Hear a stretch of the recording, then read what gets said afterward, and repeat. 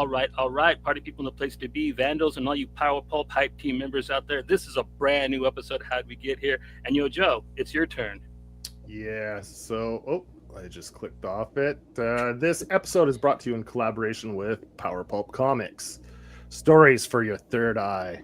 Go to powerpulpcomics.com for your one-stop shop for some awesome indie comics. And Power Pulp also now has a Discord. It's been about a month, I think, now that it's been up. So you can go sign up to that. Free, no charge, anything. You go chat, post your art, post your books, what you've been reading, talking with creators, process. People post tools, digital tools. Yeah, the comic tools chat tools. Is the best part, man. I love that chat, dude. It is so awesome. There's a bunch of different categories you can post in for different interests. Yeah, man, go check it out. It's a fun little place for the community to go hang out and chat and share their thoughts on everything comics. And I'll drop the link for the Discord in the chats so people can go click on that and join the Discord if they like. All right, man. And yeah, this is the big one. Like, we are talking to the founding fathers of said not label, but you guys are kind of collective distro. Yeah, distribution. And it's just really exciting what you guys are doing, and I'm really excited to hear about the journey so far. So it's really cool that we have you guys all here tonight, and I'm going to go ahead and let you guys introduce yourselves. How are you doing tonight, sirs? Yeah, where do you want to throw it to? Go ahead and start with you then, Chris, since like you're kind of first on the left there. All right. Hey, I'm Chris Anderson. I am a comics creator of wear many hats, and one of the founding fathers, as you say, of Power Pulp Comics. Yeah. Down here in the middle, I'm John Coates. I write and do some coloring as well. A lot of stuff with my brother, James, who will join us shortly, but also Emerald Emu with another member of the Pulp, Brian McCrae. And I do help sort of run the distro portion of the Power Pulp. Right, yeah. I am Jamie Jones. I'm a cartoonist, and I draw things and write things, just make books. I'm here. I guess I'm one of the founders. My name's on a piece of paper, and that's what we. Yeah, I feel like I'm around to say no to people. I feel like that's what my job was very early on in the process. The no man. The no man. Somebody's got to be no man. That's right. It's me. The villain, the heel. Yeah. Yeah. I feel like if anybody's the heel, it's me. I'm Matt King. Yeah. I run the social media Instagram account for the Power Pulp guys. I'm a full-time roofer, and I did happen to write a graphic novel called Tales to Enlighten with art by James Edward Clark. There's a second volume with 30 short stories, including one from Mr. Chris Anderson, and that's pretty much the highlights I got. Yeah. Well, keeping Power Pulp in the zeitgeist, right? You're busy, and like Johnny said, on socials, keeping it in everyone's purview of like daily, right? Trying to push it in everybody's face. Yes. Right. He's our Insta man. Yeah, it's a chore. Socials. I gotta tell you, like sometimes I try to do posts, and it's like just finding 15 minutes in a day just to make a few posts on socials sometimes can be a headache. So all the power to you, man. It's a whole ritual. Before I leave the house in the morning, which is pretty early, I try to post my own stuff, and then as soon as I get to work a little bit early, and then try to do all the Power Pulp stuff. And, well, sometimes you send me stuff at like 4 or 5 in the morning. I'm like, oh yeah, that's out. Yeah, I've been up for a while after for that.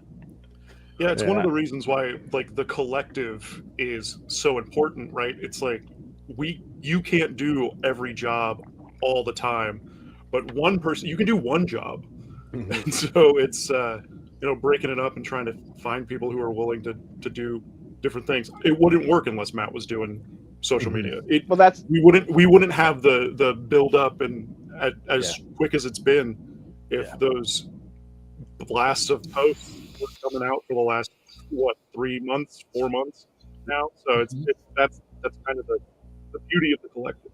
I've definitely said in the group text many times that this is like a part-time job for sure. You know, it's like I spent whole days off emailing stores and stuff. So I was like, man, this is actually a lot of work. And every time, like this segment that we do with you guys or other creators from Power Pulp, we call it Power Hour. And every time we do a Power Pulp episode, we always do a giveaway.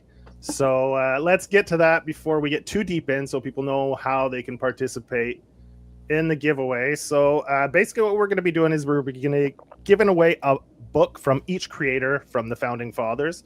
So one book that John worked on, one book that James worked on, one book that Chris worked on, and one book that Jamie worked on. And we'll let the winner pick whichever books they want that are on the website. So it's not just the first issue of anything. If you've already bought some stuff from these guys, but you don't have all their stuff, you can pick whichever book you want, right? So it's one book from each creator.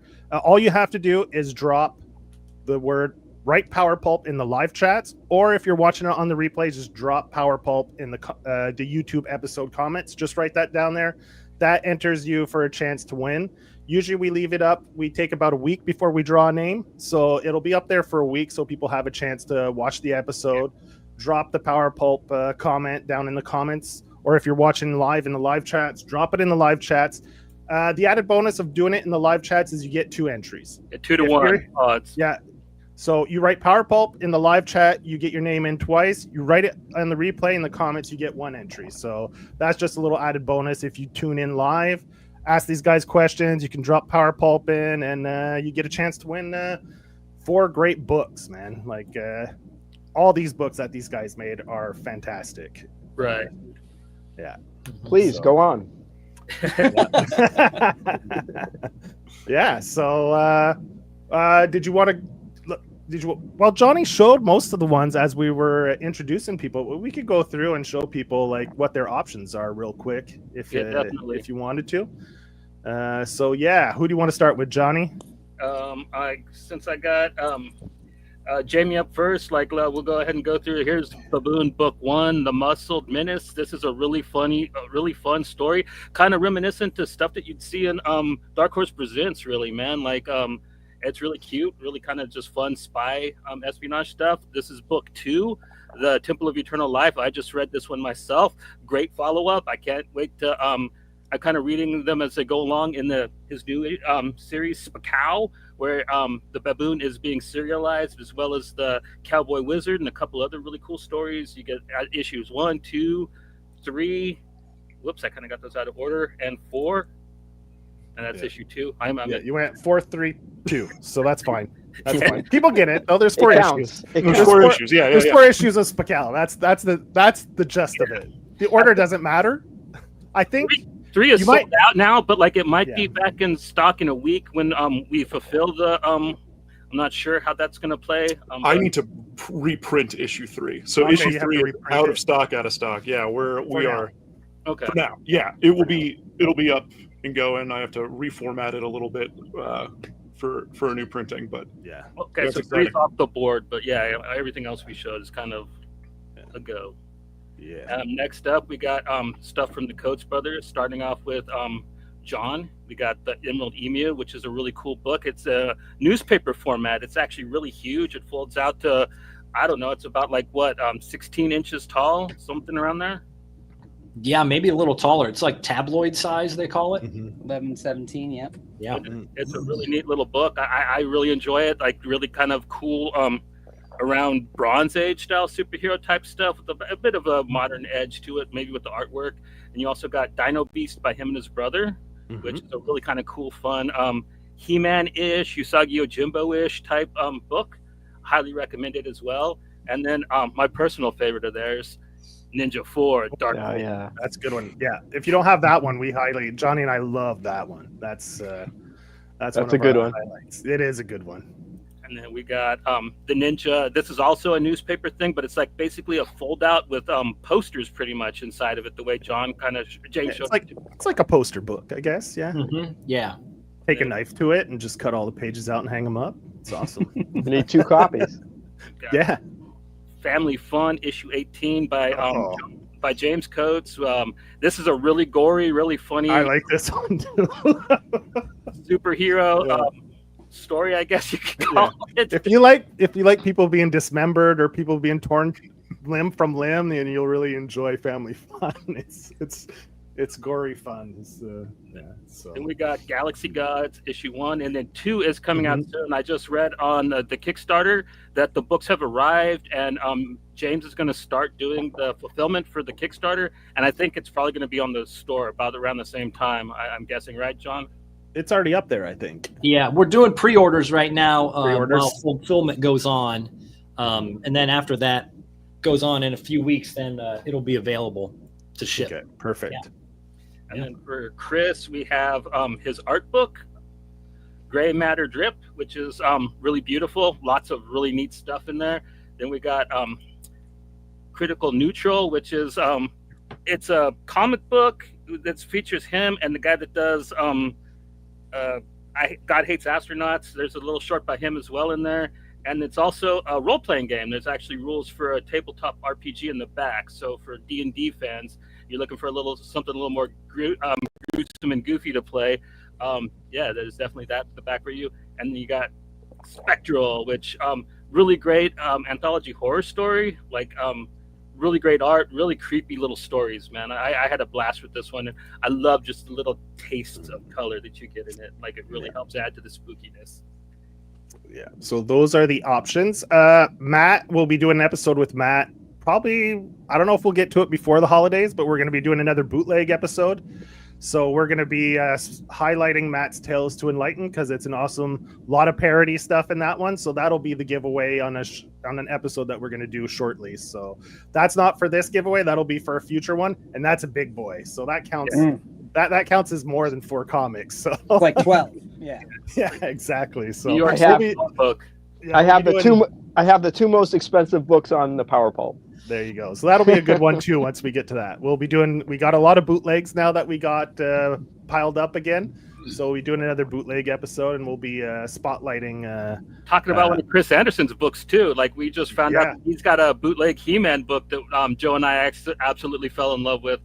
Mountain Bound. Mhm. Yeah, really great about Almost like Skeletor. pretty much a silent comic too. It's awesome. Yeah. I have 4 bootleg Masters of the Universe comics. Oh, really? Oh, Yes. so you're holding out. I mean, I'm not. If you want them, you can have them. Is that even a question? Obviously, we want them. If it's anywhere near as good as the one we read, then man, sign me up. That was great. A great comic. There are words in the other ones too. Oh, Yeah, well, now added bonus. I can write words. Yeah. You got to actually don't do any more work and just finish up your 3-headed pig. And Yeah, then trust me. just quit everything else in life and just finish that book up. And In an ideal Yes, world, please. that is yeah, what- exactly. that is what I want to do too. I mean, like you're getting paid right now. You got a Dark Horse book and shit, man. You're rolling pretty clean right now, man. I've got a Dark Horse book I'm working on, a Sumerian book I'm working on, and another book that I'm coloring like 160 pages of right now. So busy boy. That's good. And Power Pulp. So yeah. that's the giveaway, folks. Those are the books you're looking at that you can pick from. So like I said, just drop Power Pulp in the live chats or in the comments on the replay, and you'll enter for a chance to win your choice of one book from each creator. So 4 books total. It'll be a 4-book bundle. Right. 4-book bonanza. Yeah.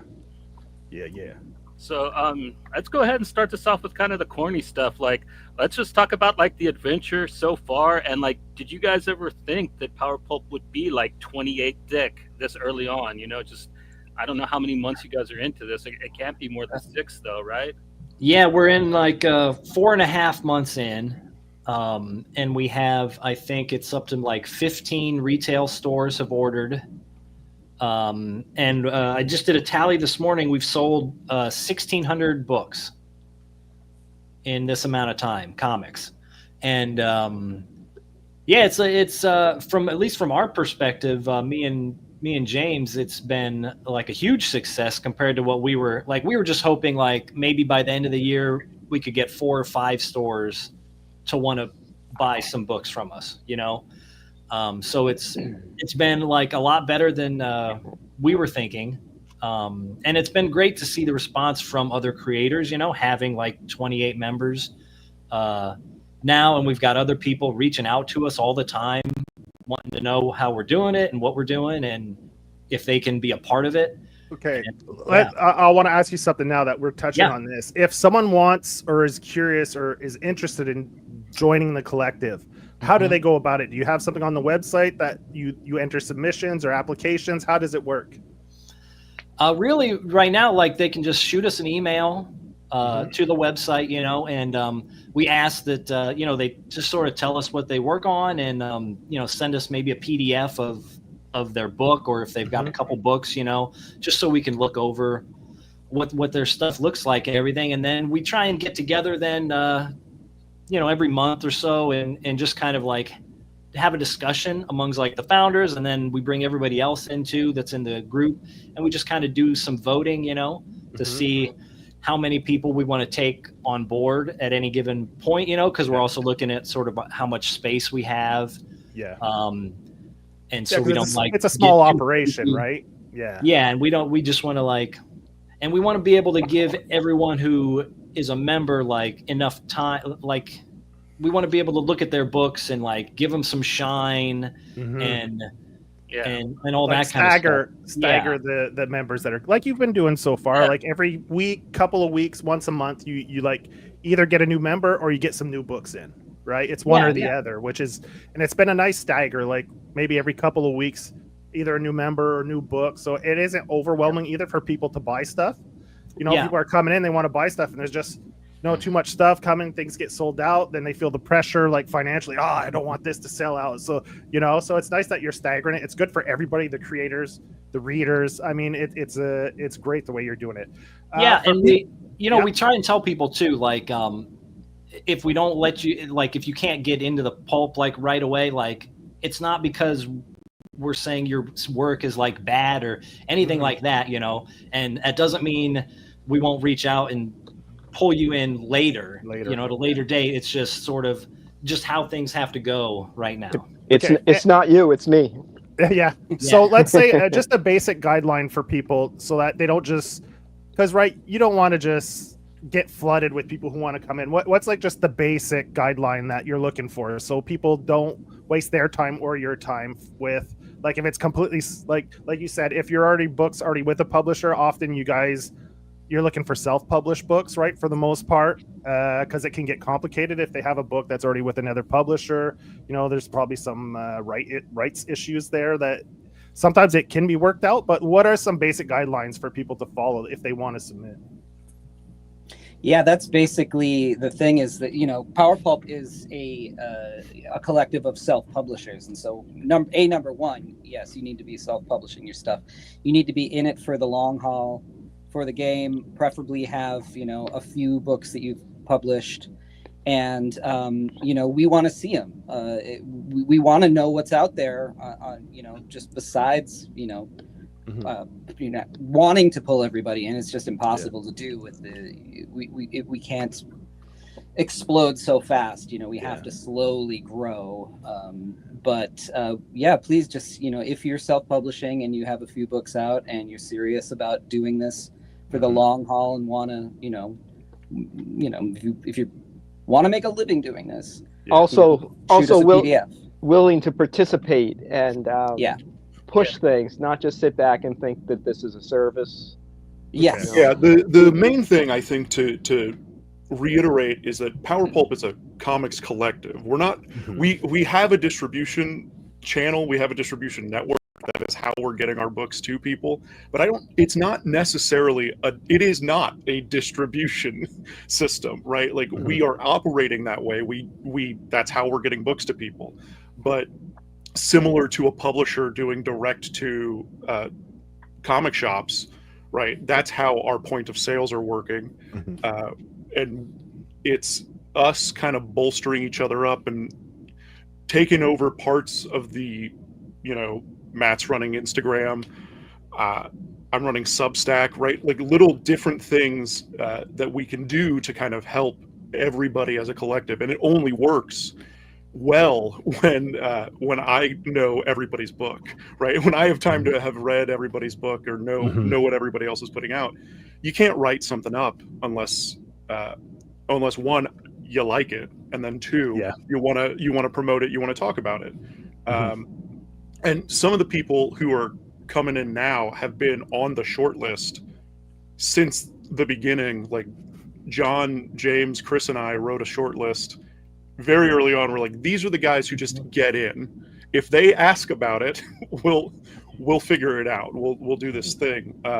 We've been playing around with doing a nomination and then having groups of having people vote on that nomination every couple of months or every, so often. I think we're all pretty keyed into the self-published indie market.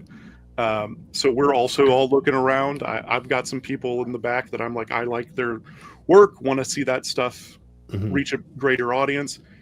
And then maybe some of those people don't have the amount of books that they need to have. To, if you only have one book, I don't know if Power Pulp is like the right place for you yet. If you have three, great. Okay. Figure that out. But. Yeah, like you're a collective, like you said. You're not a publisher, you're not a distro, so you already have to have your books printed, right? You have like Chris said, you have to be self-published. Yeah, well, we already have. We are. I mean, we do distro our stuff. Yeah. We are a distro. But the thing is we never intended. That was never the intention when we started. The intention was to have this banner.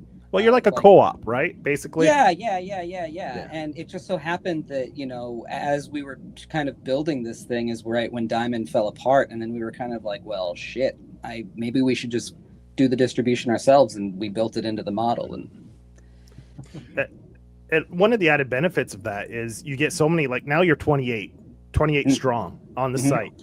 So now you could go, and that really mitigates a lot of the shipping costs. Like, let's say if I had to buy a book from each of you, I live in Canada, so it's international. I'm paying $20 a head to get maybe one or two comics. Now I'm paying $20 and I can get 12 comics. Like if I get 2 or 3 each from each of you, so that I'm saving like 80% on shipping by having all you creators in one place where you can buy just a mix of different creators together instead of each individually having your own individual sites where you have to pay that baseline shipping right from the get-go. And every comic you add on it, you're adding like maybe a couple bucks onto your shipping costs, which is a lot better than that 15-20, right? Sure. Yeah, that's a major thing, especially when it comes to, I mean, direct to consumer is one thing. Direct to comic shops is a whole other battle. Comic shops don't particularly like backing Kickstarters or any kind of crowdfunding thing because does the book work, but two, it's just an extra $50 in shipping, right? That every month, if you have another person putting out a book, and that kind of stuff adds up. If you're supporting 3 people, that's $150 a month. Your overhead's not that high, when you're selling $1 profit a book, right? So getting to comic shops has been a really interesting thing, and being able to say, well, shipping is free over, I think it's $200. Is that right, John? Yeah. Okay, so free shipping over $200, and you're able to support a bunch of independent creators and self-published books, and then that gets to, you have a section. If you want to start up indie self-published section, just go to Power Pulp, buy a bunch of books, and then you've got one kind of set up for you. Yeah, like I like to say in the intro, like when we first, the one-stop shop for indie comics, man, that's Power Pulp, right? Yeah. So and the variety you guys got is insane, man. That's one of the things that I've spent so much money there already, you know what I mean? It's like it's just so cool. I mean, like you got the kind of all agey stuff like the Coates brothers do and Jamie does, and you got the kind of gnarlier stuff like Chris does and Matt, and it's just really cool. I like that you guys aren't really kind of just trying to be like, oh, we put out this type of indie book. It's like, nah, man, we'll put out the really gnarly stuff like The Delinquent, and we'll put out like kind of just wholesome stuff like Baboon, and it's just great to see that just Yeah, and the diversity is only growing. I mean, look at the diversity just in this crowd right here, right? All white dudes with glasses. I was thinking the exact same thing.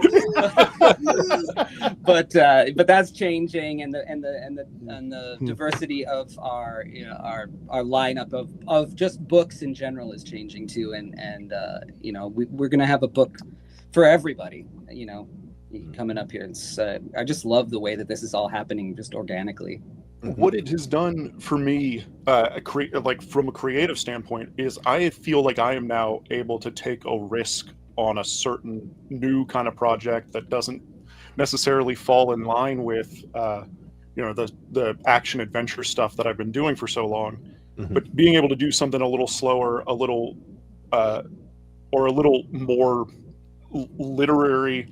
I'm working on a adaptation of The Importance of Being Earnest, and I'm like, when am I ever going to? No publisher's going to want that. It's in the public domain. I can just do it and then put it out through Power Pulp and see if it flies. I know there's got to be certain parts of audience, but that I couldn't do that a year ago. It just wouldn't have worked, or there wouldn't have been like an interest around getting something like that moving on. So Power Pulp has kind of given me a little freedom to creatively, creative freedom to kind of like trust in the fact that people are supportive of the Power Pulp and the creators that are around it. So you guys got this started when? Like, I know Chris mentioned that the catalyst to really get this going was the downfall of Diamond, right? That really put the wheels into motion, but you guys were probably obviously talking about this long before, like at conventions, just chatting like, hey, like it's getting harder to get in with publishers. That publishers are getting more and more picky. They're not, they've cut back on the number of books and the type of books that they're taking on. So how did this, like, just the trickle effect, how did it start, like in the beginning? I think we were all on our own, just having thoughts about like what to do with our self-published work, how to get it out there, all the problems in the industry that we were running into. And I know me and James were having lots of conversations all the time about, oh, well, what do we do? Well, how do you get into a store? And like, well, I don't know. Like, and then we were just like, it was like before Diamond fully collapsed, we started like talking to Chris, and then he mentioned about having discussions or thoughts about, just indie distribution and stuff. And we're like, well, hey, we're talking about the same thing. Let's have a chat just specifically about that. And then we just started talking, and found out real quick we were like on the same wavelength. We were like thinking in the same direction, and then we were like, well, is this a real thing? Are we crazy? Does this have legs? And we're like, well, let's talk to somebody else. And we're like, well, let's talk to Jamie. Jamie's a good guy. He knows stuff, And so then we started talking to him, and then, all four of us just, started having chats, and we're like, oh yeah, this could be a thing. And like Chris said, we were initially thinking like, well, if we come together as this group and like pretend to be a publisher, maybe we could get in Lunar or some other distribution thing. And then Diamond, collapsed. And while we're still looking at that, and then we're like, well, if Lunar wouldn't accept us, would we still try it, but just do it ourselves? And then we started looking at, well, how would we distribute ourselves? And then once we just made a plan that was basically the backup plan, we're like, well, shit, the backup plan, that seems pretty good. Maybe we just go with that. And we just don't even worry about trying to contact, a bigger distributor if there's still one out there. Yeah. Cool. Is there any interest at all yet, or no? Well, good. I like you. I mean, I know that you probably want a little help, John, and I understand that, but I kind of love the DIY, just punk rock aesthetic that Power Pulp has right now. You know what I mean? It just kind of really speaks to my soul, and I kind of.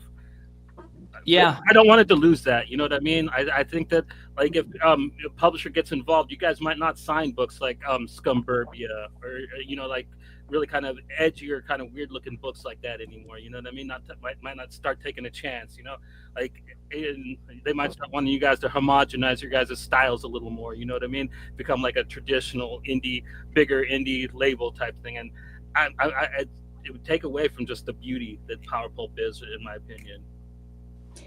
Yeah, we're really, everybody individually on their own is their own business. You know, everybody's a self-publisher, and so there's nobody puppeteering and controlling the output once somebody's in. So just by the nature of that, it's going to stay weird no matter what. And you know, we always have to pivot and move and shape it, and things may change in the future for certain aspects of the company, but the framework that it's built on, that part will not change. And so you know, it will always be weird, and there will always be different interesting books that you haven't, you know, seen in the mainstream before. Yeah, I think thinking of it like, I mean, early Image, where you had Extreme, you have Top Cow, you have all of the individual guys have their own studios. We have our own businesses, our imprints or whatever we have, and bringing that to Power Pulp as like the overarching banner of everything is kind of that's kind of the truth of it. I think what we will see moving forward is better looking books across the line, just because we've got Sam Royal did our logo, and he's a part of the group, and if you need somebody to look at a logo, you might as well get Sam to look at it and like give you his 2 cents. Right. Yeah. And we've got, you know, Shelley Jim Bond. Rugg is such a great designer, and we've got Shelley Bond in the group now, and she's like, you need somebody to look at your book, I'll look at it. And it's like, oh, that's crazy. Yeah. So Jim Rugg knows a thing or two. Yeah. I think everyone has kind of a quality and a specialty that you'll see things get better, if not weirder. Everything will get a little more, not polished, but maybe more specific. Everything will be more specifically that person or that creator. A quality increase of books. Not that they're not quality now. Yeah. Sure, but the best polish. the best you can be. Right. Maybe exactly. a little added polish to it, let's say. Yeah. I mean, I think it's giving people the confidence to create better things too. You know, that's another thing, is that there wasn't any framework for what we're doing before, and everybody was kind of like a lot of people were kind of dipping their toe and just doing shows. And now for a lot of people, a lot of creators who have joined, this is real now. You know, this is a real viable thing for them. And in that way, people are growing. When creators elevate themselves to the next level, right? Exactly. Like just taking their books up a notch. Like everyone here has potential, but everyone has the potential to get better too. And now you're surrounded with a bunch of creatives that can help you get there. Yep. Right. Right. I mean, the day we brought Scott Bryan Woods in, I was like, oh shit, I love that guy's work. And you know, it's like, he's also doing like action adventure stuff. I was like, I guess I got to do better action adventure stuff now. He draws in Illustrator. That's insane. Yeah. Oh yeah, he does his books with Illustrator? Yeah, who does that? I haven't used Illustrator in forever. I don't even know what it's like anymore. It's a little bit better than it used to be. Yeah. That's insane.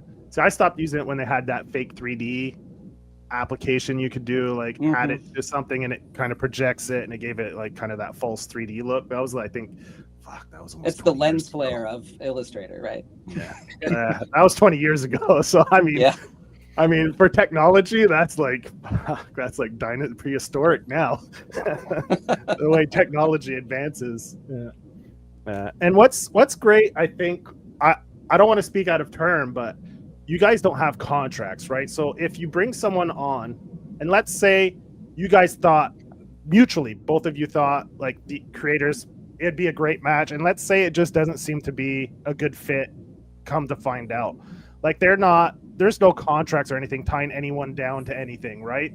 Yep. If they feel like it's not a good fit for them after a few months, they're like, it wasn't quite what I was expecting, like they could just take their books and continue just publishing wherever they want, or no one's tied down to anything, right? It's Yeah. pretty much, yeah. Yeah, your work is your work. That's how we look at it, and that's how we think everyone should always, deal with creators. But we know that's not the case. So, if you're a member of Power Pulp, it's not like exclusive. You can sell your books anywhere and everywhere you can. We encourage that. You don't have to just sell them through our distro.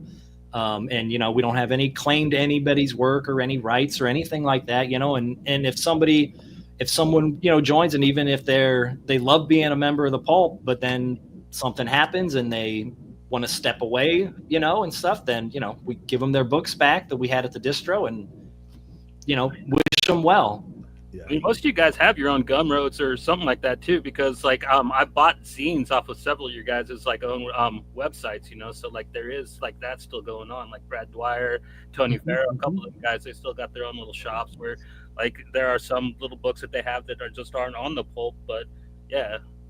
Yeah, exactly. If you want to pay for shipping separately for everybody, go for it, but you don't have to. Yeah. But you're right. A lot of us do have I have some sketchbooks and some mini comics and things like that and original art on my site that's not on Power Pulp yet, anyway. And everybody kind of has things like that going on. So yeah, but I will say for like me and my brother, like we've sold a lot more books through Power Pulp than we have in the last couple years through our own site. And that's just in a couple months. Just the collective nature and the combined shipping and just getting more new eyes onto our work along with other people's work. It's just been fantastic. Yeah, because let's say there's like someone has most of your stuff and you put out a new issue, right? One floppy. And they're like, fuck, it's one floppy. I have to pay $15 for shipping for one floppy. But if they go on Power Pulp, they're like, all right, I'll get your new book. Then I saw this the other time I was here, so I'll throw that in the basket. And you're like, you could just snag so many other things to make like it mitigates the shipping, right? That's exactly what it is. And Johnny and I did an episode like, what was it, 3 years ago, Johnny, when shipping rates started going up post-pandemic, right after the pandemic. And we're like, man, these guys on Kickstarter, someone has to like get a co-op going together or something to try to like pool together for some kind of deal for shipping, because when you do a floppy, this shipping hurts. Like now shipping costs more than a floppy. It's insane.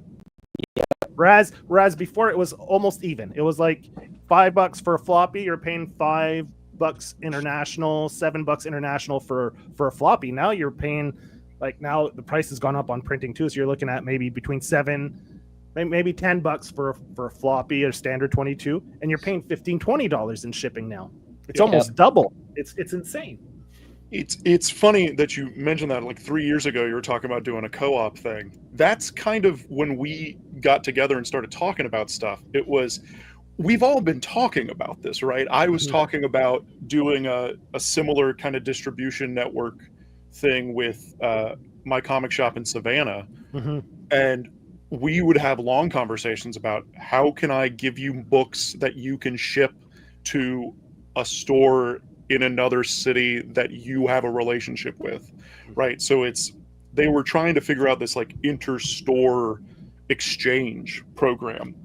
I don't think anything ever happened with it, but that was one of the things that was brought in with the idea of Power Pulp. Was just, everyone's been talking about trying to figure out how to get books into stores and get books into hands.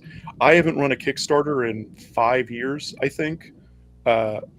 And it's because of that reason, because of shipping costs, because of the cost of what it takes on the back end, time it takes to ship everything, time it takes to pack everything. It's I sit down and make comic books all day.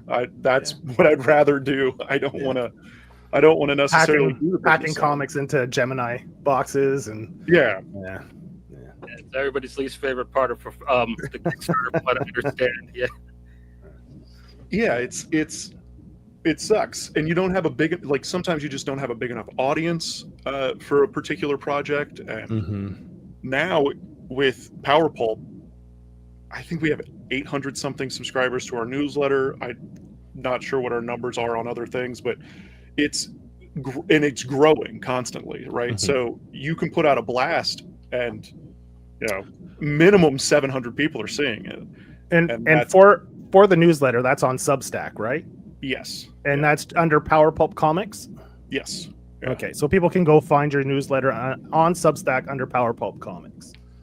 Yeah. And I noticed you're the editor because it's always your name showing up when the newsletter comes out. It's me, Jamie Jones, yeah. That's my contribution to Power Pulp, right? Yeah. Is doing the Substack, just blasting it out. But, one of your contributions. One of your. Yeah, sure. Aside from having your books on the site and whatnot, and part-time mastermind. One thing when this thing first started coming out, it was through Matt. I was like getting like little trickle effects on Instagram, right? Yes. Like Corinne Halbert and Kurt Burdick are signed to this thing. We're just like, what the fuck is this? This sounds But what it was, I think it was it Heroes Con you went to this year, Matt? All you guys were posting. Well, anyway, it was a few. There was 2 or 3 conventions in a row where people were buying each other's books and they were posting them. Then all of a sudden, Matt, and then like what was it? I can't remember, but it was just like a vague word, like it's coming or we or something. Like it was who, what, when, where. Yeah. And I was like, what the fuck? Like, and then I was like, and I saw all these things you were buying at cons and stuff, and I was like, something's going on. Like, and Matt just if you go on his stories, he's got like 30 posts, right, of just all these indie creators, right? And it's like I'm a little lazy, I'll be like I'll find the occasional thing where I'm like, oh, this looks interesting, and I'll go down a little bit of a rat. But Matt really goes down the rabbit hole. Like, I mean, fuck. I congrats to you. Like, I've found quite a few creators through just your stories and stuff like that from you sharing and stuff. So yeah, man, like probably half the Power Pulp guys I probably saw in your stories, and I started following that way. So yeah. So thanks to Matt for that. I mean, yeah, he's getting the good word out on indie creators anyway. That's the idea. Yeah, that who, what, when, where was really effective. People talk about that all the time, and I just have to say that's all Matt King's doing. He did just a bang up job about it, and it was great to be at when we did we did a big PR push when we launched, and we launched at Heroes Con specifically because that's a show where it's easier to name who's not there than it is to name who is there. Mm-hmm. And when the article dropped, and Matt put out what it actually is, it was, Jamie can attest to this, I think, that there was a vibration in the room, there was a buzzing in the room, and immediately people were coming up to us like, what are you guys doing? What is this? How can we? Yeah, I spent a lot of my time at Chris's table. I would leave my table, which I do all the time, so that's not rare, but I would just go and hang out at Chris's table and talk and be like, have we? And then we'd get text updates from John being like, we just sold out of this. We sold out of this. Yeah. And I was like, oh, man. It was very quick. Yeah. And then we purposely kind of partnered a little bit with Heroes that week to have them, we had them set up a display of all the books that we had right in the shop, because on that Sunday, the industry, all the guests come to the actual shop for a barbecue, and so the entire industry was walking in, and the first thing they were seeing is the Power Pulp books, and so it was like, ha ha ha ha, this is the way to make a splash. So it worked really well. There, it's perfect. James is here. Yeah. Now my layout, the chat. Yeah. Now my layout works for the background. Who said James Works Coates great. 3 times? Because without you here, James, it dropped everyone down a little lower, and it was hiding like the books and the Power Pulp. I was like, so my first question to you, James, is how's your cat doing? Oh, good. I just gave her insulin shot. Excellent. That's good. That's good to hear. So how are you doing, my man? Good. How are you guys doing? great, Pretty man. good. Happy to hear about the Kickstarter and fulfillment, man. I've been dying for it, man. So hell yeah. Also, I think Newsphere is going into fulfillment too. I think like both the big Power Pulp Kickstarters are coming to people's mailboxes Not quite yet, but Pretty soon. pretty soon. Yeah. Yep. Yeah. I think he's at the printer now or shortly. Yeah. I don't think they've arrived yet. Yeah. Excellent. Excellent. So it's your second time here, James. We had you on to promote, like Johnny said, your Galaxy Gods, which is now came back from the printers, which is awesome. Like John said, it's up for pre-order on the site, so people can get their orders in on, if they missed the Kickstarter, on the Power Pulp site. You can get your pre-orders in there. So that's a new addition. And speaking of additions, like we mentioned earlier, you guys have been staggering new members, new books hitting the shop. So I just want to do a roundup of the recent news, because usually when we do one of these episodes, we usually do a quick roundup. So some news, I think, was it this week or last week? 3T Publishing joined the party. So you got Matt Markman joined the party here with his 3T. Matt Mackman is 3T Publishing, which is kind of a misnomer because he just puts together an anthology. He's not really a publisher, but no, that's it. Yeah, this is his 9th anthology, and this one is a full-on Homer and Cub kind of a mashup. Yeah, kind of like a love letter to Bart Kira when they did that. We mixed the Simpsons and Akira, so he's mixing Simpsons and Homer and Cub with I don't know, there must be a dozen or 15 creators involved. Yeah, so that's a new book that hit the site last week. Earlier in the month, beginning of the month, we got this one. This bad boy hit the site, which has been selling like hotcakes. Yeah, that's Leo Derrick by Joshua Stewart and his brother James, who Joshua the artist, James the writer. This was actually, they published this back in 1984, and they got a real good deal on a 10,000 copy print run, which they sold like 1,000 or 1,500, and the rest ended up in their sister's garage for this past, what's that, 40 years? 40 some years, yeah. Jeez. I was 3 when this came out, man. So I believe the story is Chris Pitzer turned Jim Rugg onto it. Jim Rugg did some internet detectiving, and is that a word? Sleuthing? Investigating? Sleuthing. Found him, recorded a Zoom call with them, which we have on our YouTube channel. Our YouTube channel, an interview with Joshua where he talks about creating the book, and so just with Jim's backing, it really catapulted this. I guess this must be our bestseller, right? The comics in the store actually from 84. They're actually that's what I was going to ask. They're actually 40 years old. You guys are actually selling 40-year-old comics on your site. New printings. They are 40-year-old printings. It's pretty awesome. How do they smell? 40-year-old comics in a garage for all these years? Vintage, like a vintage comic. That's Jesus right. Christ, that's it smells like his sister's garage. Is she a smoker? I don't know. He's a super nice guy. You know, I always say that about all these guys in this group. I'm always like, this is a nice guy, this is a nice guy, but these really are some good people. So they come to you smelling like a cigar lounge. There you go. Yeah. You have a new member that joined as well, Sam. Indeed. Yep. Sam Grimberg. Yep. Yeah, I just read that the other night, man. I love Scumburbia. That was a fun little book, man. Nice, fun punk rock. Like, kind of a mix between like Kevin Smith and Love and Rockets type of thing. Really good. Super well paced. Great gags. Yeah. New release as well from Matt G. Yeah. Galaxy Brigade #3, I believe. That's #3. Yeah. Yep. Jim has a new book. Don't have a mock-up for it, but True Crime Funnies is a new book that you guys dropped on the site from Jim Rugg as well. So that's a new edition. And I don't know if I should mention the other one since there's only 2 copies left, but Shelley Bond, you guys had a new one on the top.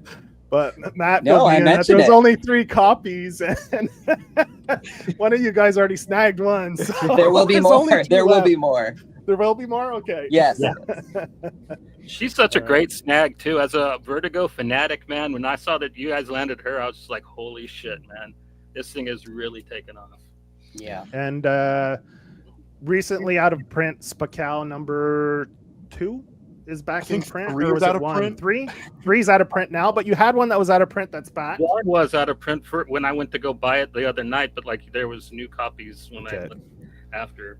So there's a few things that were out of stock that are back in stock. So if there was something you were looking for, you could go back and I noticed there's like 2 or 3 more books that are back in stock. So people should maybe visit the site regularly, weekly, bi-weekly, just to see what's out of stock, what's back in stock. Because Collect them all.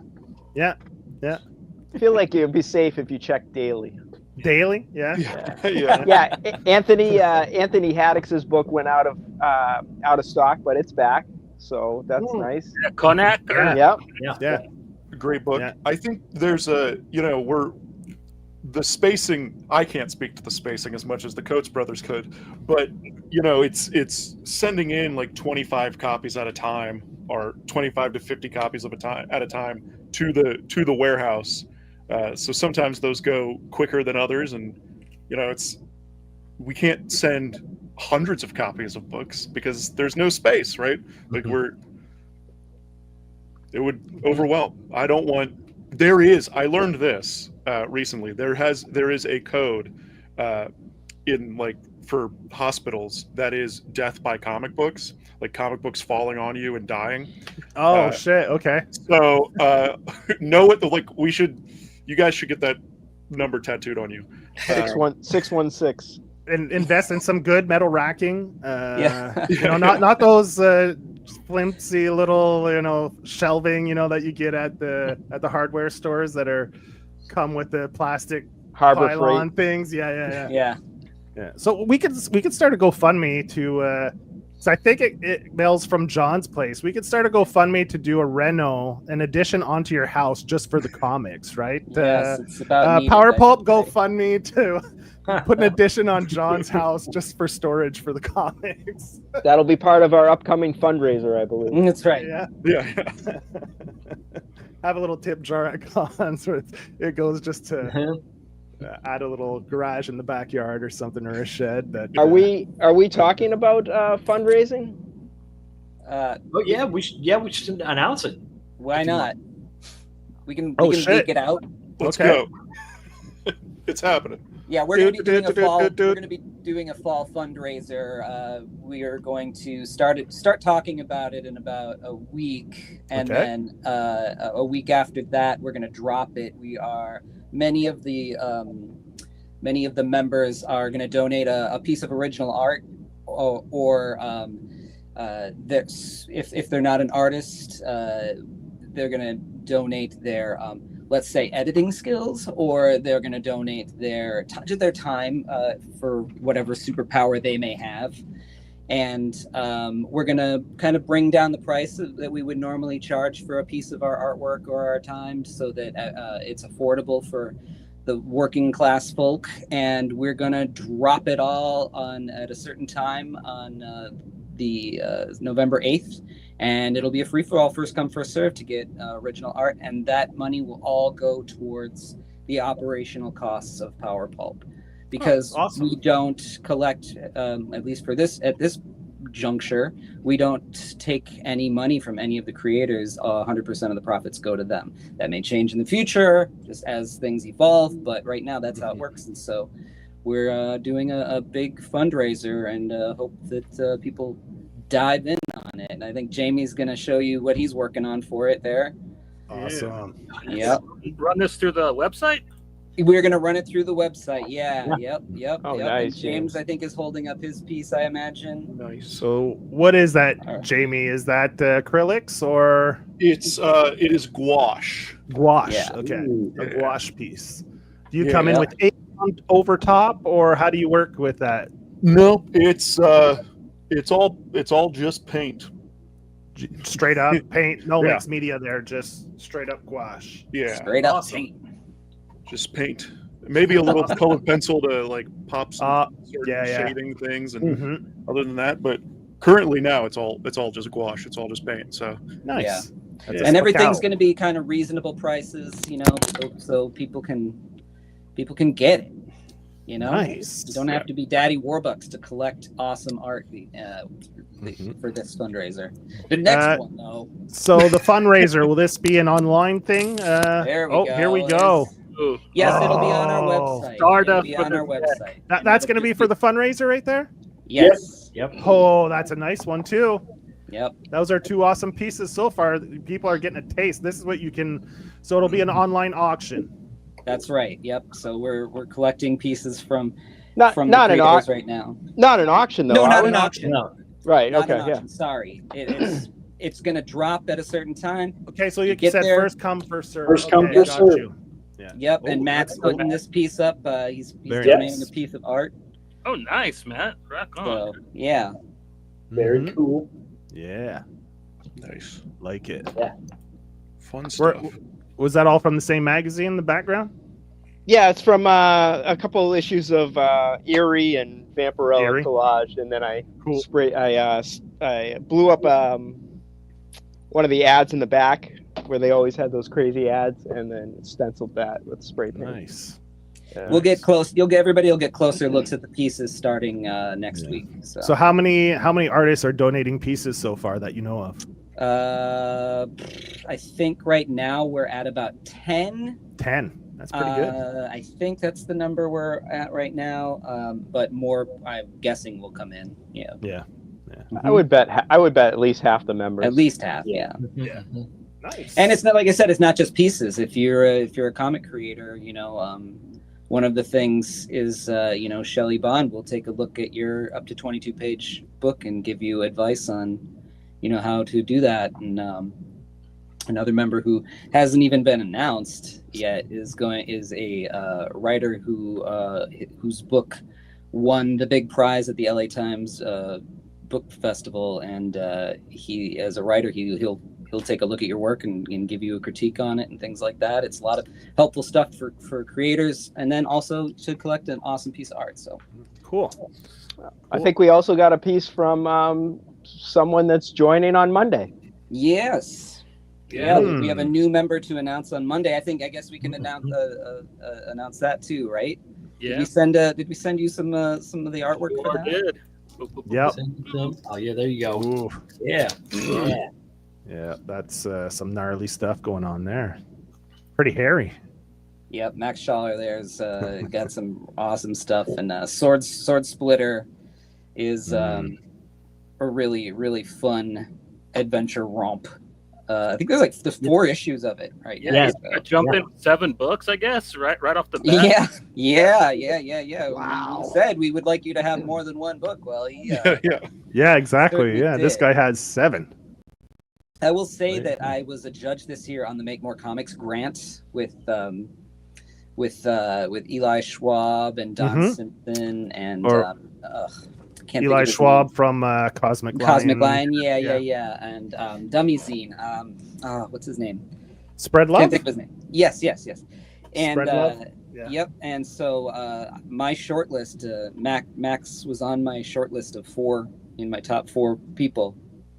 So I was really happy when he came around and asked to be part of it. And when we did the voting, there were a number of creators, and he was in the top 3 that it came down to on the vote. So really happy to have him in. The books are so fun. Yeah, they look Yeah, kind got a of. little short preview there, like a 5-page preview for each one. Ooh. Yep. Yeah, they look fun. You got, yeah, they were pretty gnarly. Such a good cover. Yeah. Yeah. Such a neat looking character, man. Kind of a fun take on the Pyramid Head guy from Silent Hill. ish, but little Or the video game Blasphemous. Yeah. Anyone who kind of looks like a thrash metal icon, kind of like Cousin Eddie, like me and Joe were talking about the other night. Yeah, it definitely has that Iron Maiden feel, like the covers, the painted cover. Yeah, Yeah, sure. I can see that. Yeah, so we're going to announce Max on Monday officially, but I believe his books are live on the website tonight, John. Ooh. Yeah. So all you lucky people hanging out with us right now can Sneak in hop there on the early. website, some awesome books from Max, and throw in some other books as well when you're May there. as well, as long as Yeah. you're there. Yeah. Mhm. like you Yeah, said. you flip through, man. Like I don't see how you could not, man. Like I always like, and I always feel bad that I'm like, oh man, I really want to get that one too, but I just can't right now. Well, I mean, they 28 creators. I mean, that's if you want to get one book from each, that's 28 books, right? So yeah, that's we're up to about 110 titles, I believe, right now, which is pretty great. I think it's awesome. I think there's only one champion that has them all. Yeah. Oh, Chip. Yeah. Chip Hey has Chip. Oop. I'm sure Chip's them. listening, Fuck, right? that guy must. Like I told Johnny, that guy must be. I don't know what kind of job he has, or if he Plus, he doesn't live inherited in the money or US. something. But damn, He doesn't No. live in the U.S. either. He's got to get those shipped to him too. Like Chip works hard for his Power Pulp, Yeah, and in many ways, in many ways, we're very lucky to have him as a fan of ours. And here's another thing I wanted to kind of bring up too is that if you're listening and watching and stuff, and if you have a really awesome shop that you go to, go ahead and waltz in there and mention to them that you would love to carry Power Pulp, because we're making a big push to get into more and more stores. That's kind of our focus right now, is to broaden the shops that we're in, because a big part of the whole reason for starting this was the fact that we weren't seeing each other's books in all of these shops. And like Tales to Enlighten is a legendary book. I should see that darn thing in every single shop that I walk into, and we were not seeing it, and it was it's a tragedy, and we need to fix that, along with everybody's books that are here. I want to see Beef Bros, and I want to see Cosmic Cat, and I want to see Emerald Emo and the Derelict, and I want to see all these books in every shop in the country. And Cosmic Cat was sold out. Are you getting more copies of that? I'm sure that we're going to be getting some more. We're not going to ever go out of stock for forever of everything. So I think I saw Rick just printed some more, right? I think I saw. Yeah, I think so. Yeah. Yeah, he hit the con circuit super hard at the end of the year here, and I think did really well and really sold through a lot of the stock he had. So he's reprinting. Yeah, good for him. That and Barbarian Cat, right? The kind of. Yeah, it's good stuff. I think what's happened is we all printed books knowing that this is how many books that we can sell at a convention or touring or doing that kind of stuff. And then Power Pulp hit, and then those numbers are not just doubling, they're like quadrupling what we actually need to be printing. So it's one of those things. I know Spacao print runs have been anywhere from 50 to 100 a print run. And now it's like, okay, let's look at some larger printers. Let's look at some larger ways to do this, because a 500 copy print run does not seem illogical anymore. All right, I've got a question for you regarding that. The printing. Sure. Now that you guys are a collective and you guys can pull together, are you looking into going overseas to mitigate shipping costs in a container to get your printing costs down? Like a few creators pulling together, sending it to a print shop there, and then having your stuff sent back at like a certain cost? Are you trying to keep it more local and printing near you? We've been able to leverage ourselves as a group, which is a great thing about a collective, is that we've been able to look overseas and get prices and see how much it's going to cost to come over here, and then look here in the States as a group. And I guess I can talk about this, right? One of our practices is to talk to the stateside shops and say, look, this is what we're getting over there. We are a group of people that will come to you and get our stuff shipped from you if you can match or beat the price that we're getting overseas. And we've been able to kind of use the power of numbers to get better prices, and that's because what the collective is all about too, right? Because the shipping for a pallet, right, you can fit so much on a pallet, so if your print run wasn't big enough to fill that pallet up completely, you're losing out. So if like a few of you guys get together, when you have books that are either kickstarting at the same time or going to print, you send your books in together, you get the shipping rate from the printer on the pallet together, you kind of save a little bit on that shipping back I've heard of that. I've listened to a few podcasts and they're talking about that, like creators pulling together, gang printing. Gang printing at the same place to save on because pallets full of books is heavy, right? So it's going to cost you guys a lot to get that shipped to wherever you want it to go. So so far we haven't been organized enough to to pull try that that off yet? yet. You know, everybody's Coordinated enough. coordinated. Everybody's working on their own schedule. The books are Yeah. coming out at different times, but that That's is right. a point that I feel like we should capitalize on more, and probably will be in the future. You know, a lot of the books that you see on the site right now are books that everybody already had printed when we started this, because we're so new right now. Yeah, but like as you said, we start going forward, you're seeing books that are coming out that, you know, didn't exist when Power Pulp started, and it only started 4 months ago, 4.5 months ago, you know. So going forward, those things are going to happen a lot more. You know, books are going to start coming out with the Power Pulp logo on it, and you know, it's going to get branded as a you know, kind of being like a taste maker, or like a mark of quality that's coming out. And so it'll be actually on a lot of the books, not all of them, because everybody is their own business, like we said, and are free to do whatever they want. But you know, it's business practices and things like that we're learning as we're going. We're coordinating a little more as we go. We're getting, you know, it's so for the near future, are you guys planning any conventions as the collective, like under the Power Pulp banner? Or are you just all going to table separately, or are you looking for any kind of like a little tour, like a Power Pulp tour kind of at the You should have a convention? panel, you know what I mean? Like straight up with what you guys are doing. Like I think convention's a fool not to have you guys like as like a panel. You know, actually. Yeah, there'll be a panel at Comic Arts LA, and there's some plans in the works for some things. Jamie can probably speak a little bit more about there that. will be a panel at IC3 at Indie Comics Creator Con. We're going to do a panel. I'm in charge of the panels, so there you go. That's going to happen. No conflict of interest. Yeah, right. I can just say it. Yeah, we were talking to Oddmart. I'm in Minneapolis right now, where I'm from. I normally live in Los Angeles, but I'm staying with my mom for a little while here.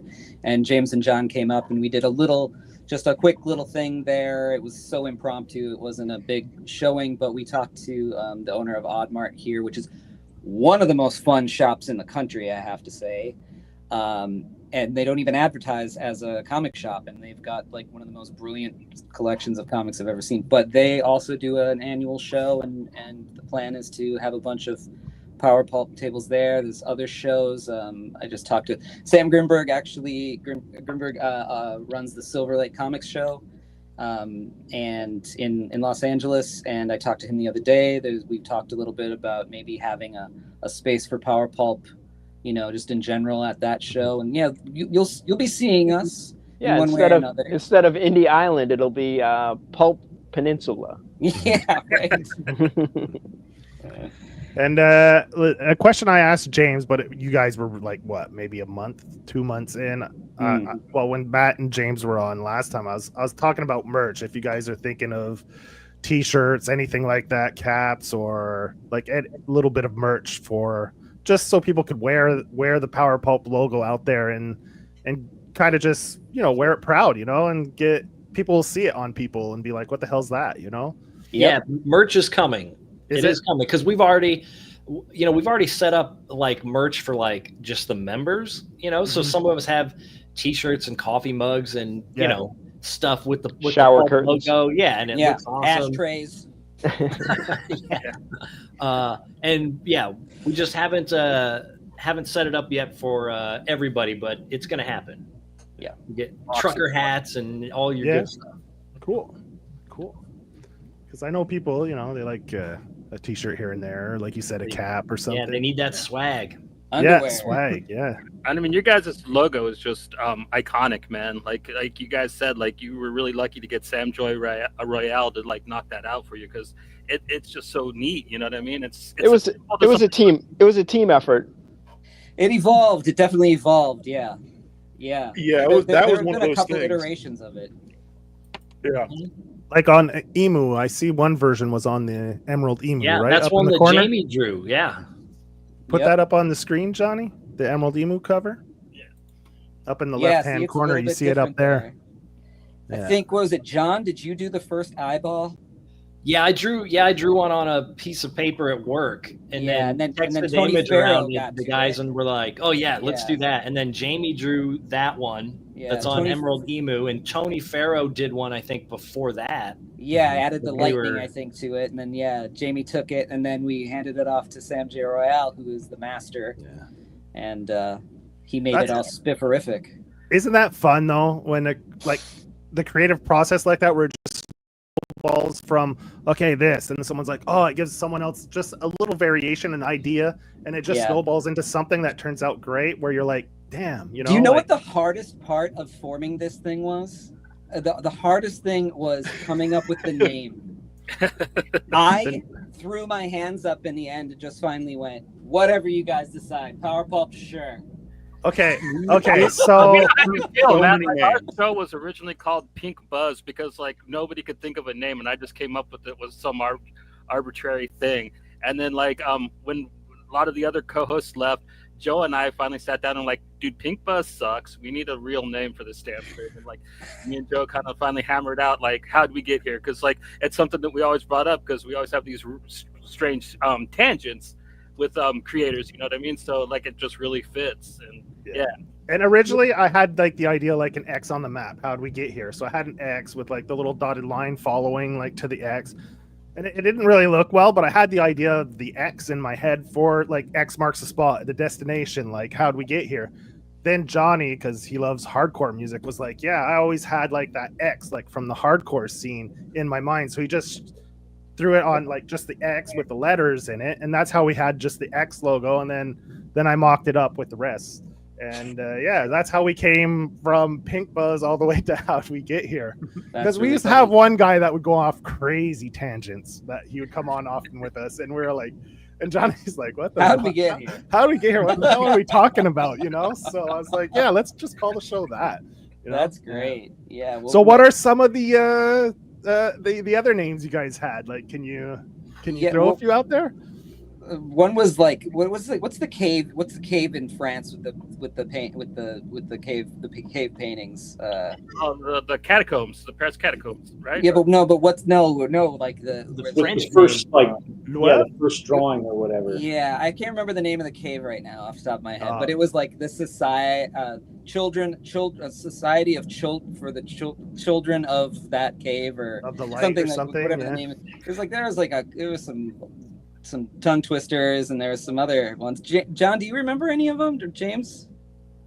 No, there were so many, and we were just firing them off at each other. Oh my god, we could not agree. Text chains. It was email chains after email chains after. I feel like we started new things constantly. It was not good, and then John said Power Pulp, and I said, well, this is the one that works. It was immediate, right? Yeah. As soon as he said it, yeah. It felt right. Yeah. Mm-hmm. Yeah, I drew this little eye. I almost think like put that on a shirt. Put that first initial drawing on a shirt. I'll buy that. It was great. I don't know, something it just kind of hit and evoked the right feeling, and then immediately we started talking to people about it. Right, like that was the holdup. Yeah, we were the holdup. Like we had the whole plan was ready, and we're like, here's people we want to contact first to get them on board. But we're like, but we got to know what we're going to call it first. So how long was that process? A week, a month? Like how long did it take for you to actually decide? It was we waited until IC3 to start talking to like a couple people that we thought would fall in right away, and I think of those four, only Tony Farrow took the bait. Okay. And then right after that, because Corinne was in pretty early. It was a little bit like when we went to people, they were like still actually, when you go to some people, they're like, well, what's the catch here? And there is no catch. And they just don't buy it because there's so many like, hucksters and stuff in the comics business. Yeah. You know, and then after Tony, we went right to Matt after Tony, and I mean, Jim got on pretty early too. I mean, Jim, he was within the first month. No, you guys announced him within the first month. Yeah, kind of maybe, but we went to Jim early on, and it was a lot of people. It was like until it's a proven thing, And then Jim kind of asked at Heroes about it, and then right after Heroes, he wrote and said, "Yeah, I want to do this." And you're like, "Yes, thank goodness, that's great." Yeah, one of the things we launched 4 months ago. The four of us have been talking about this thing for a year before June. So it was a while and a long term. So there were people who we were talking to. I guess we started asking people in May. So is that right? Is that when that show was? I think so. Yeah, that sounds right. Yeah. Mhm. Yeah. Yes. Yeah. So we asked. No, in March. It was in March. So we started asking people in March, and so we've been asking people to join for much longer than people have been joining. So there are guys like Jim where it's like, he came in early. It's like Jim was one of the first guys we talked to. He was one of the first people we hit up. Hit up Dean again after he does his Kickstarter. I think you guys could probably get him. He's been talking about you guys, so you've got him. He's like nibbling at the bait there. He's intrigued. He's almost on board, so go talk to him again. He said he talked to you guys, John and James. Yeah. He mentioned you guys talking to you, and he's interested. But right now, I think he's getting his Kickstarter ready for his next book, and then I think once he gets that going, I think you might be able to snag him and get him. Yeah, he's doing what is it? The Matter magazine. Is that what it's Really called? fun. Dean's great. I love Dean. He's a great guy. He's a creator. Your sales pitch must have been pretty good, because I've heard him mention it on another podcast, and I think Jim Food also mentioned you guys a little bit too. He was he wasn't sure. He was like, it sounds good, but he's got a lot of shit going on too. People, right? it's great. What it does is people are talking about it, right? Right. Yeah. I don't care if they don't have to join. Keep talking about it. That sounds great. We've got Shelley. I think the addition of Shelley Bond really changed the way. It's like, we've got Shelley and Philip Bond now. They're doing they must be doing something, and I know just from like people talking to me about stuff, or even just how I end up pitching it now. Yeah. To not even creators, just my parents, right? Like it's like, hey, the editor of Fables, they are now a part of. I didn't know you guys were approaching Dean Hashmill, man. I love the Red Hook, so killer, man. Yeah, I talked to him a little bit at Terrificon, and he was definitely had a bunch of questions, and they just, not super nice guy. He said he talked to John and James for quite a while, and he liked them. And I was like, yeah, just hit us up when after your Kickstarter, and let's see what's up. We're here. Well, what was the most appealing to him is 100% goes back, like the profit. Like you guys don't take anything on the back end, so he's like, I don't know. He's like, it's almost like he sounded like he felt bad for you guys. Like, it sounds good for me, but I don't know about those guys. Like I'll do it. He's like, I'm laughing all the way to the bank. Yeah, but like John said, these guys have sold more books in the last 4 months than they did in the last year. Yeah, so, but I think that's part of the bigger guys that have a huge following. Maybe they don't remember what it was like when you were selling like slightly smaller numbers, and how pooling people together just exposes, like, let's say, like Matt, like Tales to Enlighten was like how many years ago, and I backed the PDF on that after your Kickstarter, right? And from there, like, your book is here, and then so I go on Power Pulp because I like your book, so I go there. You're there, so I go there and I see like Chris. Then I see the Coates brothers do, like we said, Johnny and I love Ninja 4. Like that book is fucking awesome. Then who the fuck is this Jamie Jones guy? Oh shit, he does this cool baboon book, and it just exposes people to new creators, right? Exactly. Through other guys. So I mean, lifting each other up just through osmosis, basically. That's the strategy. Yep. One of the things that I've tried to I keep trying to reiterate to myself and to anybody who will listen is, I made the first baboon book 6 years ago. Nobody's read the first baboon book, right? Like that's the grand scheme of thing is like, how many people have actually read that book? It's not a lot of people. I should be selling that book like nobody's read it. But I'm 4 issues in on Spacao now, and I'm like Yeah. working on Yeah. issue 5. So nobody ends up reading, or I never end up talking about Right. Baboon 1. So it's what Power Pulp has done for me is like recontextualize who is our readership, how are we getting things out. That was always the business model in my brain, was like, I'll make a bunch of books and I'll have them to sell long past I've paid for them, right? Yeah. And now it seems like things are that's actually coming to fruition, right? Like we're doing a thing, and being able and seeing how many people are buying issue 1 of the Baboon. I've had issue 3, the third trade, done for a year. It's just a collection of short stories. I've had it done.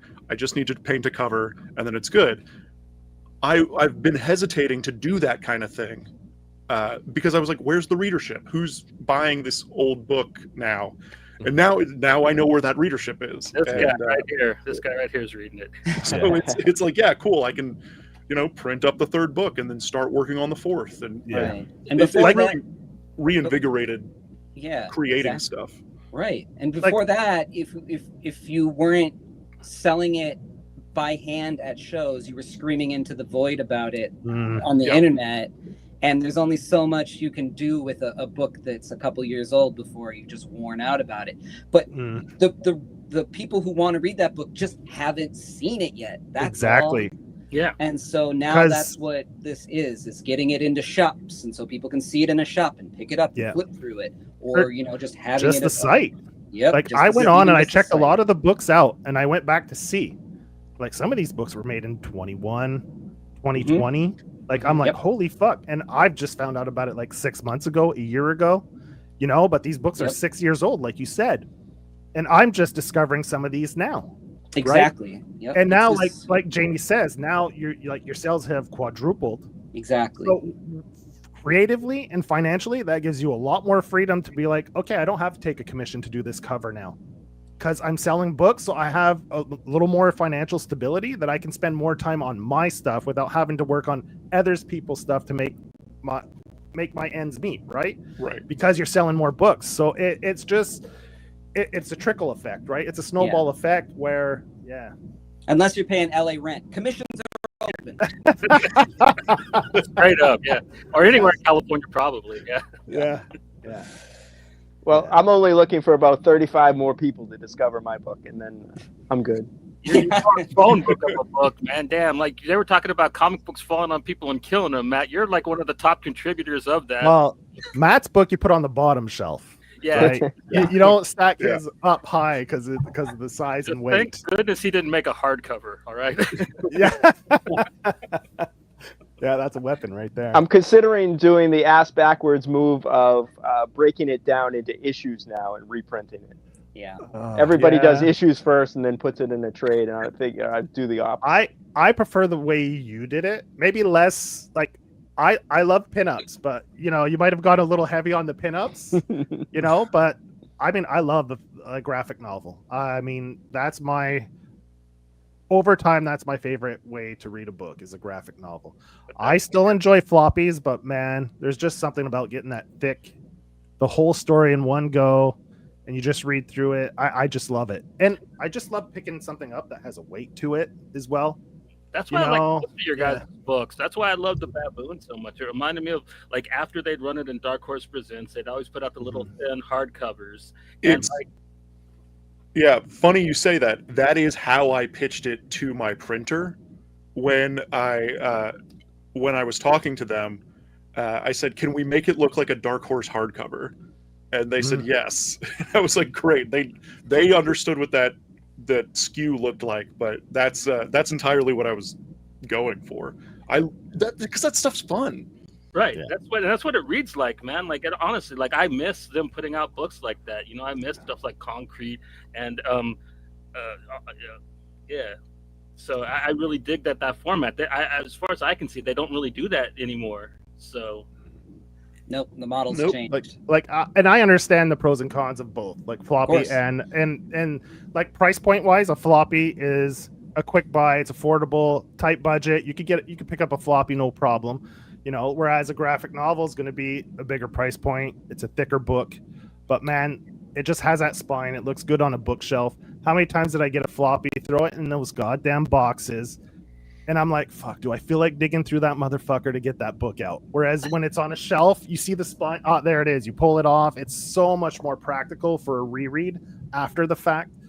Like, I've just grown to love I'm a the trade guy. graphic novel. Yeah, you've been a trade guy for a long time, John. I was just about to get really into a Soraya. I got issue 1, and then I saw Matt Chi was doing the trade. And I'm just like, fucking sweet. All right. Yeah.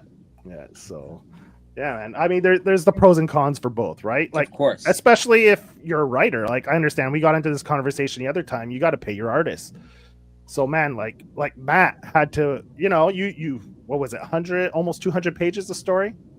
The first one is about 160 pages of story. 60 pages. So you had to pay 100 pinups and then another, 40 pages of nonsense. Yeah. You had to pay an artist to draw those 160 pages. You had to foot that bill. Like, I mean, it's not cheap, So I understand that the floppy, it creates. Why do you think I haven't done anymore? A floppy, you get that little like bankroll, right? You sell the first one, you put the money back in to pay your artist for the second one, and if things go well, then it funds itself, right? It pays issue 1 pays for issue 2, issue 2 pays for 3, and hopefully by the time you get to 5 issues, you've sold enough that you could do as many issues as you want after that. You don't have to count on the previous issue to keep backing the other one. You can make some profit on a trade paperback collection. Yeah, then if you don't get put excited it together for the money rolling in and start buying key issues and things. Just stay away from the slabs, man. Or groceries. Yeah, don't put your comics in coffins, people. Like, No, it's a gross practice. Never. Yeah. You can go see the episode where I broke Ghost Rider #1 out of a slab. Nice. Good for you. Yeah. My kind of guy. Yeah, I did it. Well, I don't remember which was it the X Factor episode? Yeah. Yeah, with Chase. Yeah. I didn't cut myself, so that was good. Hey, that's good. Yeah, you just twisted and it broke right open, man. Yeah, I just went, and it snapped. I was like, oh shit. It was a low grade, so I didn't care. Like if the book got damaged, I think it was was it a 4 or a 2? I think it was a 3, right? 3, yeah. It was a low grade. Like I didn't pay much for it, but yeah, I've one waiting for me to crack when I get home. Yeah. I like it. Like I almost picked up what's the first the Swamp Thing number 37 is Constantine's first.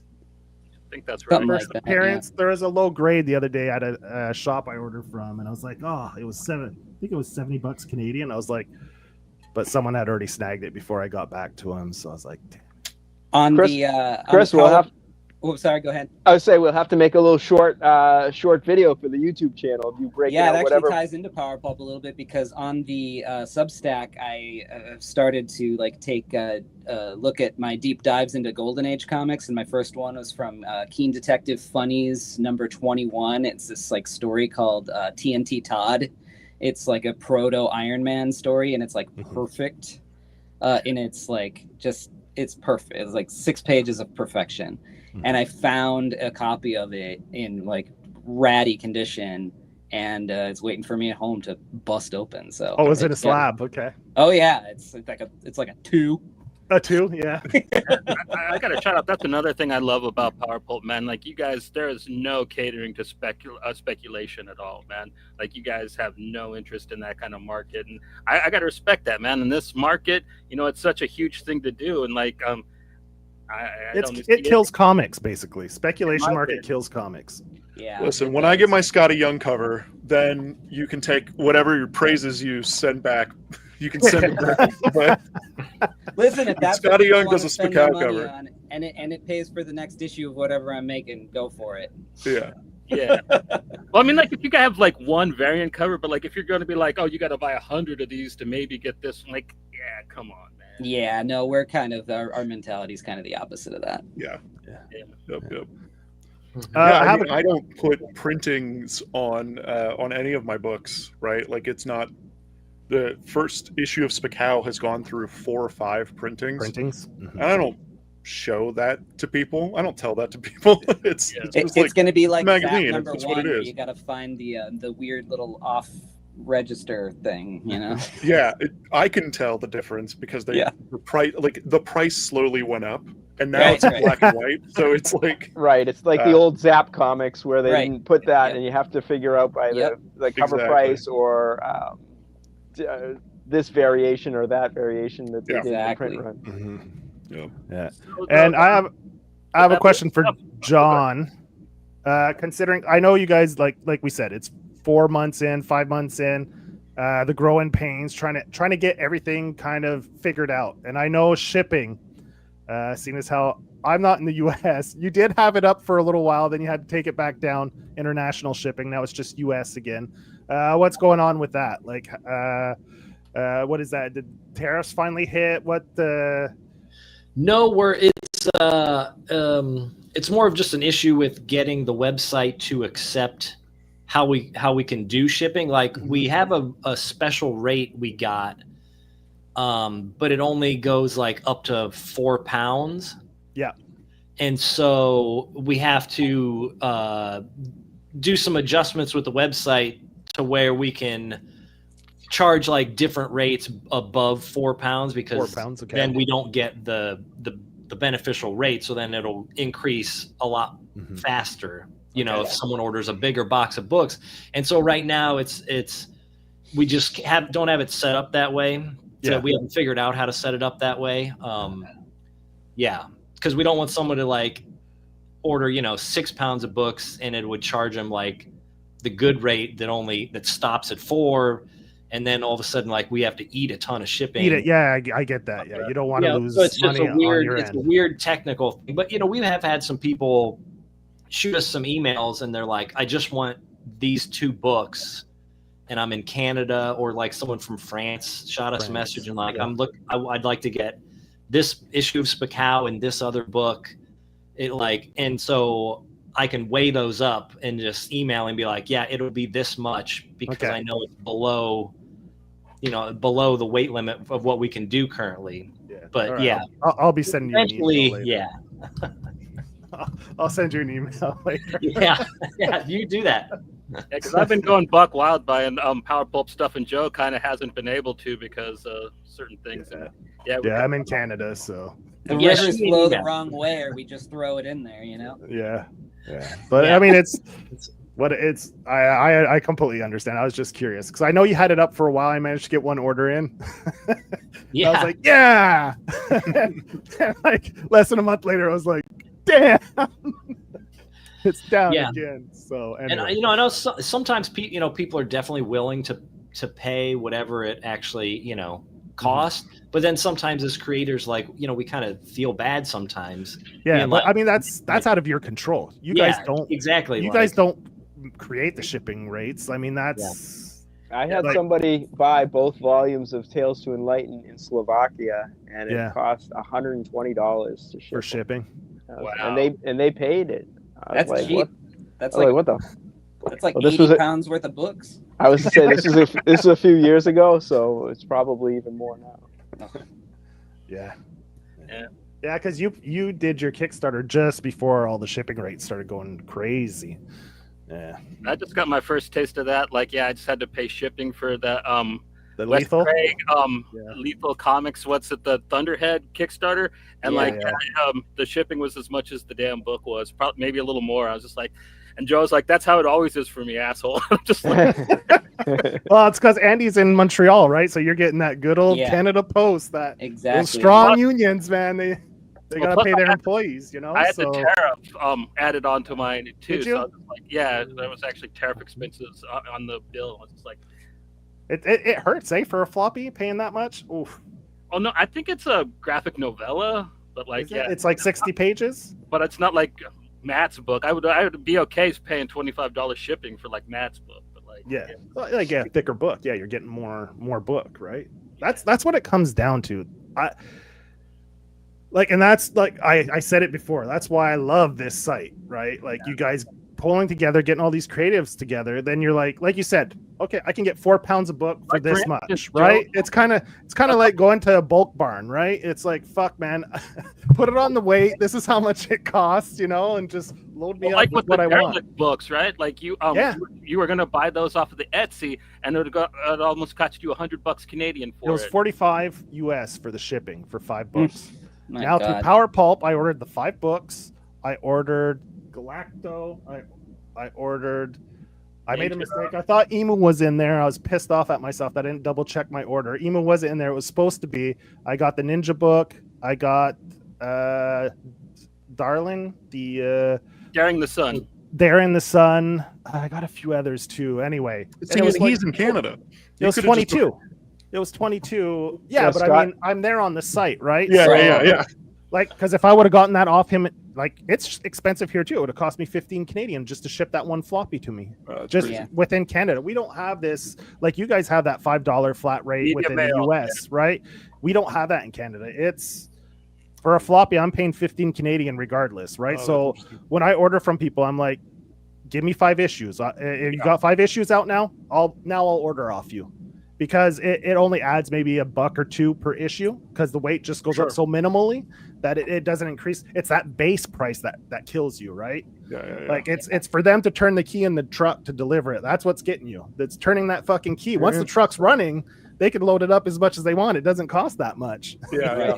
Even in the US, like Power Pulp, like I think it's like 10 or 12 bucks for shipping. So I at least get like 30 bucks a books each time I order, you know what I mean? To like kind of justify that shipping even here, you know what I mean? Not saying that that's bad or anything. I dig it, you know what I mean? But like, yeah, like in my opinion, like the people that are writing you just like wanting 2 books, I'm like, get some more, you know what I mean? Like, Yeah, or get your shop to order $200 worth so they don't have to pay for shipping, and then you can just pick it up at your shop. Yeah. But I mean, there's so many different ways you can skin it, right? Like, Yeah. I mean, it's great. It's great what you guys are doing. I don't see any negatives, right? We agree. We agree. It's just, it's good for everyone. It's good for the creators. It's good for the readers. It's good for indie comics. I mean, it's great. Like you said, we'll see where you are in a year from now as it grows. Like things may change a little bit because, like John might have to quit his job because you guys are getting too many orders, and then he'll lose his house. I'm sure his wife won't be too happy about that. he just got stacks of comics everywhere, like hoarder, like because all the members are joining. Build a house out of comics is what we're gonna do. Right. Yeah. Fuck you. It's getting so bad you're selling 40-year-old comics now. Yeah. Yeah, right. Yeah. So all right, guys. We've had you on for an hour and a half. I don't know how busy you guys are with your families and everything, but do you guys have anything you want to plug? Like any conventions coming up, any shows, any signings? I know you guys did one just a little while ago, the Coates Brothers with Chris over at what was it, Matt? Oddmart. Mm-hmm. That was a couple weeks ago, I believe. And so any of you guys have anything lined up, anything coming, any Kickstarters, anything you want to plug? On the 8th of November, I'm going to be doing 2 shows in one day, actually, in Los Angeles. Shelley Bond and I will be at Revenge of. It's a pinball and comics shop, along with the rest of the team that's working on American Caper, a book that we're doing through Dark Horse. So we're going to be doing a signing there. We're releasing the book a couple days early and signing it. And then the second half of the day, I'm running across town, and actually that first show, Rick Lopez will also be at that one, so you can get your Cosmic Cat there. Cosmic Cat, yeah. And then I'm gonna go across town to do Sam Grimberg's Silver Lake comic show, and I'll be tabling there, and then you can see Sam and I at that one. So two in one day. Has the FOC gone by for your book with Shelley at Dark Horse? For the first issue, yeah. It's actually coming out on November 12th.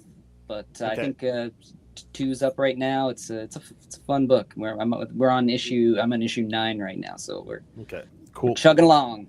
Cool. Nice. How long are we gonna go for? Well, at least 12, possibly 36. We're not sure yet. Oh shit. Yeah. Okay. That's what I say. Okay. That's a serious run right there. Keep that It is. train rolling, man. Yeah. Yeah. So I guess we won't be getting three-headed pig anytime soon then. No, once I wrap up another, like I'm always working on at least two things at once. So once I wrap up the other one that I'm working on, which will be the end of this month, I'll be getting rolling on it. Back to it, yeah. Yeah, I have to. I haven't had a book to come out for Power Pulp that's solely me yet, so it's. Oh, that's true. You've collaborated built this thing with, and then I haven't used it. There we go. All right, next up, anybody else got something? Just everyone, keep your eyes and ears peeled as we roll out more info for our original art fall fundraiser. The fundraiser, yeah. Yeah, it's going to be amazing. And it will be first come, first serve on the website to snatch up some great stuff. Yeah. I've got, I think Chris is going to be in it, or Comic Art Live, which is through Comic Art Fans. Yep, that's right. November 15th and 16th. Believe Power Pulp has a panel. The Power Pulp panel will be there. We'll be doing that. That'll be fun. Gosh, what else is happening? I think go to the Substack. Go to the Power Pulp Comics Substack. Yeah. Follow us for all the good news. I have my own Substack. That's the Macau Substack too. That's every week I'm updating that with comics and stuff. So cool. That's all I've got lined up. Awesome. Yeah, it's the end of the year, right? Coming around Christmas time, it kind of winds down a bit, going into the winter, and then everything fires back up in the spring. So that's right. That's what they say. That's it, yeah. It's not been my experience, but no. Been pretty steady all year round. Yeah, go, man. Go, yeah. Monday through Friday, you can find me roofing in Massachusetts, cleaning gutters, and you find me on Instagram. There we go. And you have both your books at Power Pulp as well that people can go pick up. And a variety of zines as well. Yeah, a lot of process, a lot of research stuff too, and you have the prequel kind of mini zine. Yeah, there's a little mini. Yeah. Yep, there's a little mini zine drawn by James Edward Clark. That Cheap Money. Yeah, cool. Which I saw that our #1 fan bought like 6 copies of. I'm not sure what he's doing with them, but yeah, spreading the love. Yeah, he's handing them out somewhere. I mean, he told me he has plans, so I don't know what that means. Maybe he buys something. He's like plastering his walls, like wheat pasting his walls with all these comics. I hope so. He's the best. Yeah, Chip. Shout out to Chip, man. He's for real. He's the amount of people that ask us about the Power Pulp hype team. They're like, "Oh yeah, the Power Pulp hype team. You guys have this." One of the members, and we're like, "Nope, just a guy, just a fan. We love him. We appreciate him. Yeah. He is not just a guy, the guy. He is the guy. Yeah, that's true. Yeah, he had a different handle when he started, and he was always posting about it. I said, "You're like a one-man hype team," and the next thing I knew, he renamed his account. Yeah, that's amazing. His handle. Yeah. A lot of love to Chip, man. James is sending out Galaxy Gods 2. Yeah, man. Oh yeah, I guess I could fulfilling. Yeah. So busy packing orders. They should start rolling out here this week, and then you can pre-order the books for later once that's all finished. So that's up on the website. So how many extra did you get printed through the campaign? Did you get a nice little stack of them to sell on the site? I had over 1,000 books show up at the house. Nice. Okay. All right. Cool. So, fantastic. Yeah. All right. Hell yeah. That'll get you through the winter. Fantastic, man. Yeah. So just a reminder for people, as we close out the show, you guys have your Discord. People can go sign up to that. We dropped it in the chats. Yes. We have the giveaway. So anyone that's catching the replay, you can drop Power Pulp in the comments, the episode comments, to have an entry for the giveaway. We'll draw it in about a week. So yeah, and you have the potential to probably win about $80 worth of books. Like if you order like the trade paperbacks from. Don't give anyone any funny ideas there, Johnny. Let them just decide what they want to buy. Don't be like that girl that you go to the restaurant and she just orders just because it's expensive. Don't be one of those. Don't be like a date like that where you just get the most expensive thing because it's expensive. Joe's sending him an invoice. Yeah. All right, man. So, hey, thanks for coming on, guys. Dude, Love thank you talking to guys. you. Thank you Yes, guys. thank you so much. We love what Pleasure. you're doing so much, man. Like we really appreciate it. And like I said, as soon as James really broke it down for us when we had him on, like I was blown away with what he said because I kind of thought that you guys were like going to be a label or something like that. And when he kind of told me that, like, no, it's just everybody's independent and everybody gets their money, I was just like, dude, like, yeah, we will support this to the moon. You know what I mean? It's just such a beautiful thing, you know what I mean? It's something that I think comic books need because like there's just so many indie labels that are ripping off their creators, or like they got the sneaky contracts where they keep their books as long as like they got a PDF for sale somewhere, you know what I mean? And like you guys are like just no. Like we want to put good books out, and I'm like, amen. Well, you're not publishers, you're creators, so you know. Right. Yeah, That's right. You know what it's like to be a creator. So, Well, let's reconvene in 6 months or a year and see what's up. yeah, it might be a whole different story. might go through another episode of trying to find a name for something else, and the whole thing falls apart. I'd have a hard time seeing John with all the books between in his house because like they got 28 now in a year. Like I don't even want to think of how many of you guys will have 160 something like that if you guys keep going at this rate. I mean, this month was exciting. You had like what 5 new signs this month, something like that. Like something like that. Yep. It's pretty incredible. Yeah. So And it's not even over. Yeah, we got a couple more to come. Yeah, congratulations on the first 4 or 5 months. Like, Thanks. I mean, it's exciting. It's fun. You guys keep adding stuff, creators, books. So congrats, guys. I hope it keeps up. I hope you're able to keep up with the with the demand as well. Man, can't wait to talk to you guys again sometime in the near future.